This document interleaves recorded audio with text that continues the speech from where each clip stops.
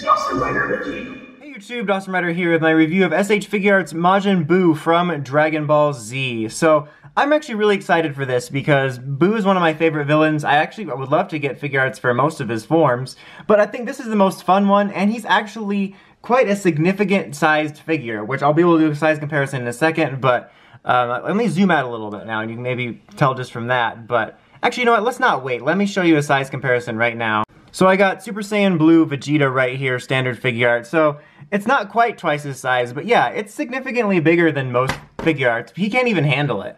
That is one problem. He can be a bit top heavy. You have to be careful with that. But I was really impressed with that because he was more of an expensive Figuart. Like, some of them are kind of expensive without reason, like more so than usual. But this one I was like, what the hell? And then I'm like, oh, he's gigantic. He comes with a decent little amount of stuff. You got a couple different fists. Right now you have those kind of taunting fists, you got standard closed fists, just open fists.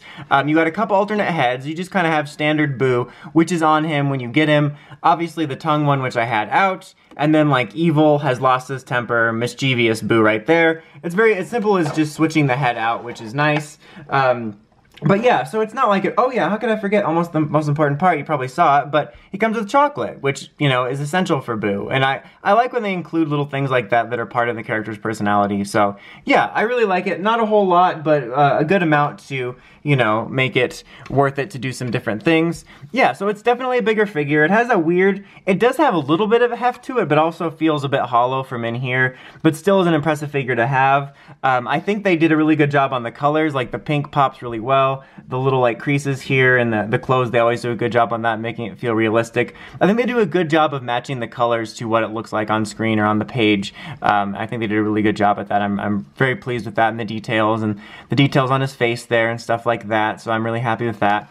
The only like core disappointment I have is I'm not a fan of how the cape is. It's in these 3 separate pieces that are actually separate when you get them. And you have to plug them in here, which is kind of difficult because you have to press to make sure they get in good, but then they kind of clash with here, so you have to be careful. I would have just preferred it just being one piece or something, not the show or the manga, but just, I don't know. I feel this was kind of needless. It was really the only thing that truly bothered me about the figure. Articulation-wise, you get some par for the course Figuart stuff. Obviously, it's gonna be a bit different. You have pretty traditional, like, joints here on his arm and the swiveling here. Looks like he's, like, wagging his finger at you and stuff like that. The other problem is you can definitely see like the figure, like toyness of it, you know, all the little joints, which is kind of inevitable in some cases, but I wish they would have fixed that a little bit because it is a little distracting. And then you do have kind of a weird movable stomach joint and you can go up and down a little bit, but it's not the greatest, but it's something that you can work with. You've got giant leg joints, which actually work pretty well, to be honest. I mean, you do get that bit, but you could have them like sitting down or even like sitting on a ledge and having that, which is kind of neat. And it's more articulated than usual when you have these sort of larger guys that have like the small legs. They usually kind of skimp on that in most figures. And I think they did a pretty good job on that. And obviously you have the head and neck articulation, which is pretty much standard for Figuarts. But yeah, overall, he's a really nice figure. I mean, it definitely is expensive, and I've talked in I feel like I'm holding a baby here. And I've talked in previous Figuarts reviews about how Figuarts sometimes have that feel when you're posing them and when you get one and you're thinking, wow, this is a quality figure that was really worth this premium price I'm paying. And I don't necessarily get that from this guy, unfortunately.